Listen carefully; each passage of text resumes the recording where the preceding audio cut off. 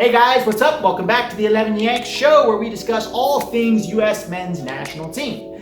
I'm Peter Delfit, and today we are talking about why the new CONCACAF World Cup qualifying format is the best thing that could have happened for the USMNT. All right, before we get into it, guys, I just wanted to highlight the fact that this announcement signifies the beginning of a golden era for American soccer. The talent that we are developing right now, this generation that is starting to come through, is a generation that the US has never had before. We've never had players of this quality.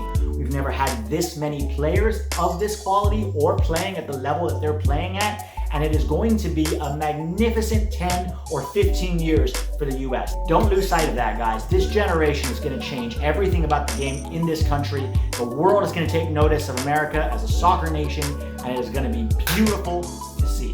I'm here for it, I'm psyched, and you should be too. All right, so let's dig into this new World Cup qualifying format. Instead of the usual hexagonal, CONCACAF just announced the Octagonal. 8 teams fighting it out for 3.5 spots starting next June. 14 games instead of 10 games. That's going to be all home and away. 5 teams have already qualified. So Mexico, Costa Rica, the USMNT, Honduras, and Jamaica. 3 more teams are still scheduled to join, and in November, in October, and I believe next March, there's going to be qualifiers to see who those last 3 teams are going to be. My guess is it's going to be 3 of the following 5. Canada, Haiti, Panama, Curacao, and Trinidad and Tobago. This is way better than the other format that was suggested, where they said maybe we're going to have to abandon the hex and we're going to have to do smaller groups of 4. I was not a big fan of that for reasons which we'll get into later. I love the hex, I thought it was great, but CONCACAF just took the hex and they made it bigger, they made it more expansive. It's gonna be so much fun. All right, before we go further, guys, don't forget to hit subscribe if you haven't already. If you're already subscribed, go ahead and smash that like button. It helps other people to find us on the YouTube algorithm. Thanks a ton, guys. Okay, so why is this new qualifying format so much better for the United States? Number 1, more games equals more margin for error. Guys, CONCACAF is tough. Yes, there isn't a ton of world-class quality like there is in South America or in Europe, but the conditions are tough. The travel is brutal. Going away in CONCACAF especially is very difficult. Pitches are terrible. Referees are terrible.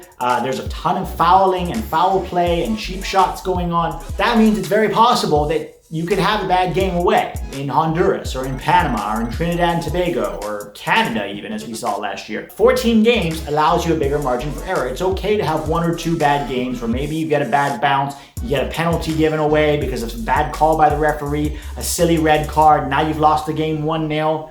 That's fine. When you're playing 14 games, you have a bigger margin for error. The hex had some margin for error, but the format that they were talking about with a group of 4, that's no margin for error.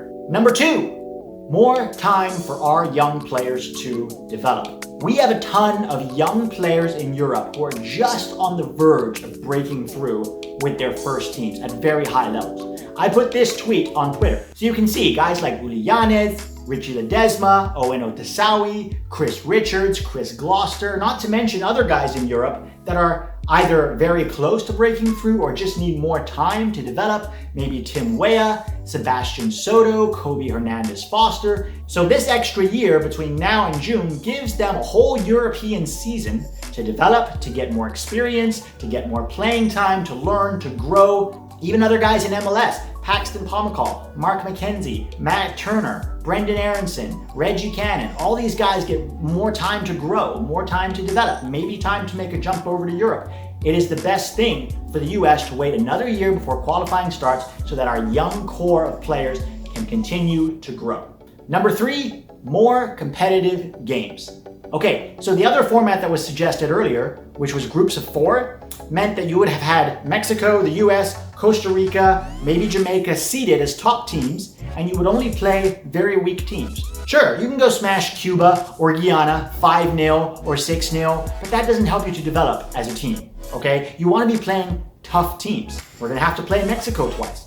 We're going to have to go play Canada away. Costa Rica, home and away. Those are always tough games. Jamaica has some really good young players coming through. Leon Bailey, for example. Curacao doesn't seem like a big team, but they have a lot of players playing in Holland and in England. And we saw in the Gold Cup last year, they gave the US a run for their money.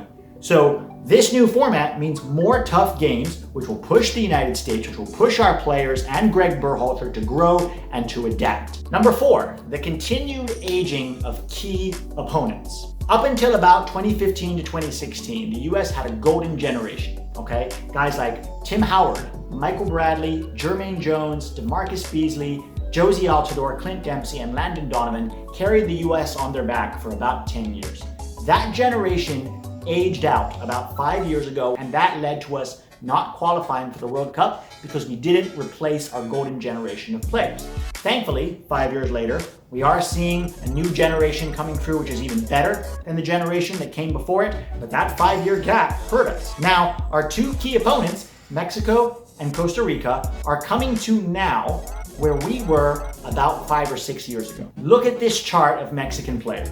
These are the guys that have carried Mexico on their back for the last 10 or so years. All of these guys are going to be in their 30s, some of them in their mid-30s by the time qualifying starts next June. In the case of Mexico, they have some excellent young players coming through. Of course, they still have Tecatito, Chucky Lozano, and Raul Jimenez. Those 3 guys are going to have to carry Mexico through this qualifying format. And they also have some young guys in Liga MX. Guys like Roberto Alvarado, JJ Macias, Charlie Rodriguez, Cesar Montes, but those guys are still in Liga MX. And if they don't go to Europe soon, they're going to stagnate. To be clear, I don't think Mexico is going to have any problem qualifying for the World Cup. But the fact that their golden generation is starting to age out means they're not going to be as strong as they used to be, and that benefits the US for obvious reasons. Costa Rica is in even more trouble than Mexico. Costa Rica has had talented players over the last 10 years, and a lot of those guys have aged out, as you can see from this chart. These are the guys that have carried Costa Rica. Now, Costa Rica has not replaced them at all. They don't have anybody really in Europe who's standing out and claiming a spot and saying, I'm going to carry Costa Rica on my back. Joel Campbell and Keylor Navas have been their 2 best players in this generation. And Keylor Navas is still very good playing for PSG, but he's going to be 34 by the time this starts. So I'm putting that on record now. Costa Rica will not qualify for 2022. So my point is that another year allows both Mexico and Costa Rica to get even older than they are now. If Mexico can replace this generation with some young guys, great. Costa Rica, they don't have anybody in the pipeline, and that benefits the US. All right, guys, thanks for watching. Don't forget to leave a comment below. Tell me what you think. What matchups are you excited for? Can we maybe finally beat Mexico in Mexico, or at least get a draw out there? What's the US lineup going to look like? How are we going to line up against these teams? What's the roster going to look like a year from now? Let me know what you think. I will respond. Thanks for watching. I will see you guys next week.